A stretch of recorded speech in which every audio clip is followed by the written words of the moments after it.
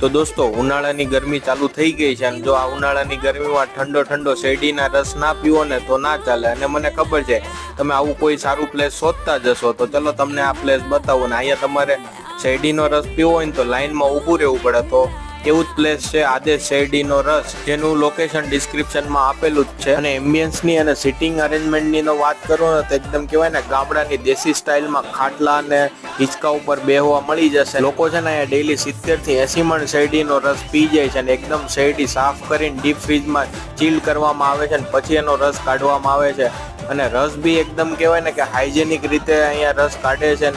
રસની ખાસિયત કહું ને તો અહીંયા એમાં છે ને પાઇનેપલ, ઓરેન્જ અને લીંબુ ને આદુ તો ખરું જ, એ બધું મિક્સ કરીને એકદમ જોરદાર રસ બનાવવામાં આવે છે. આ એમની ખાસિયત છે. નાનો કપ 30 રૂપિયામાં, મોટો કપ 40 રૂપિયામાં અને સૌથી મોટો જે જમ્બો કપ છે એ 50 રૂપિયામાં. ને આપણે તો આ રસ પીધો તો હિંચકે બેસીને જે મોજ